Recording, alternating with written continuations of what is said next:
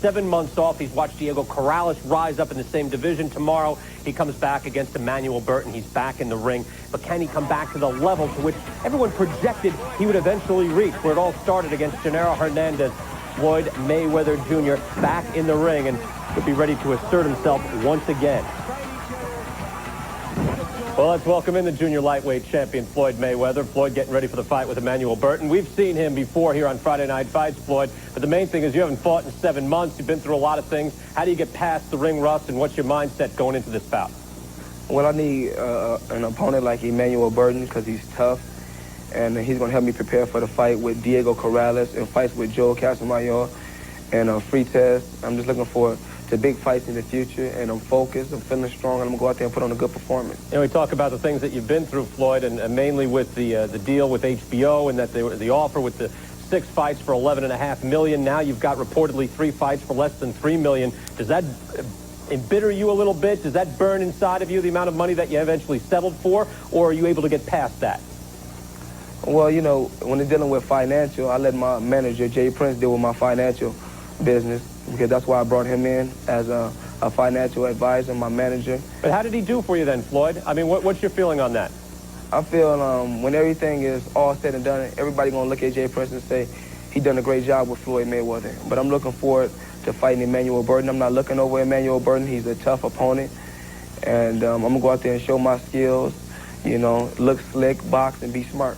Floyd, meanwhile, in the 7 months since you fought, 7 months ago, on my list, you were second pound for pound to Roy Jones. In Ring Magazine, second pound for pound to Roy Jones.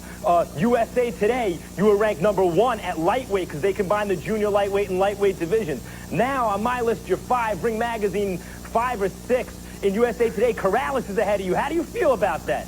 I want to ask you a question. How many fights have you had?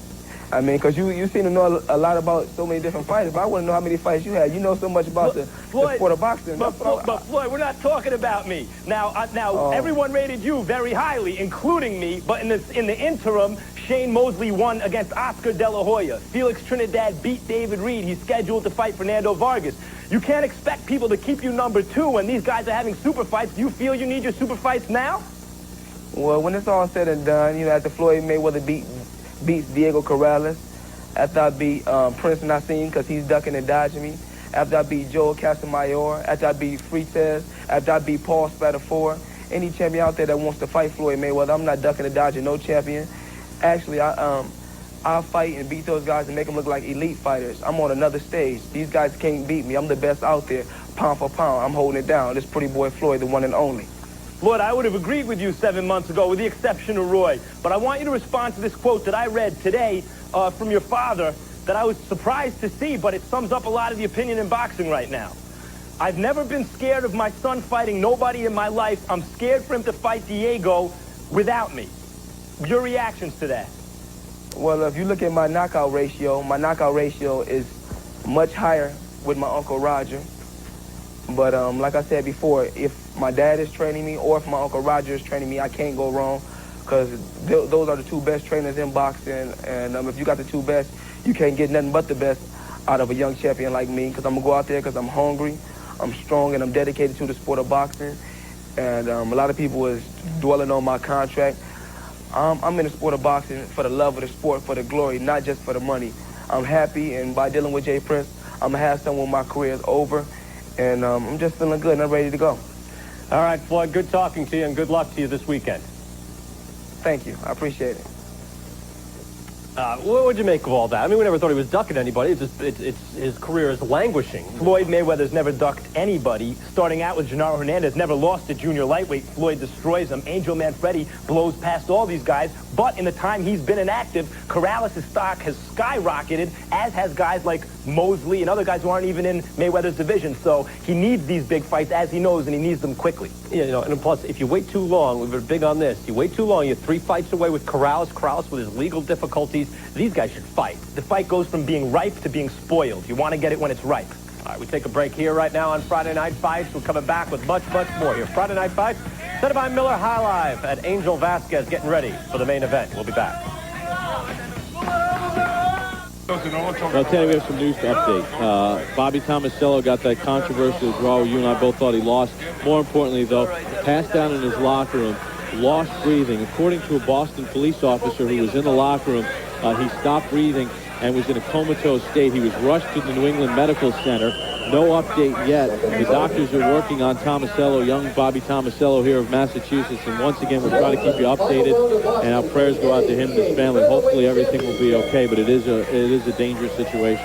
Everybody out there, pray for Bobby Tomasello. I'm sure everybody is. Took a lot of punishment by Steve Doty, especially in the last couple of rounds. And you could have made a case for that fight possibly being stopped. Nearly was out on his feet in round 9, was knocked down, knocked into the rope, basically out on his feet again in round number 10. And like I said, hopefully everything works out for Bobby Tomasello, and our prayers are with him.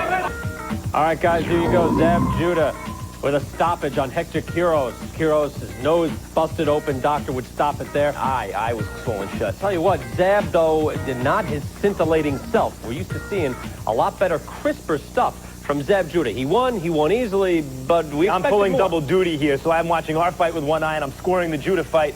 Judah won every round except maybe one, but you expect more from upper echelon fighters than what he showed tonight. What Zab really needs badly is a no excuses dominating performance. He dominated Bergman and he dominated Millette, but he was knocked down in both fights. Witter stunk it out and Zab beat him, but he wasn't spectacular. He wasn't spectacular here, even though he won every round, maybe except for one, and scored a stoppage over a tough guy. Zab badly needs to stay on these pound-for-pound lists or enter some of them. He needs no excuse, spectacular performance. And he's going big game hunting. He's going looking at Costazu, and then he wants Sugar Shane. That'd be a bad fight for him to have, judging from what we saw tonight. Zab is not yet in his prime. Shane is. You got to give Zab a little bit more time. Zab's like a thoroughbred who's not quite there yet, but I think he'll be there. As Zab Judah does win, though, on the undercard of Mike Tyson and Andrew Galata right now. Of course, our thoughts go out to Bobby Tomasello as well. That's all Let's get the decision in the main event.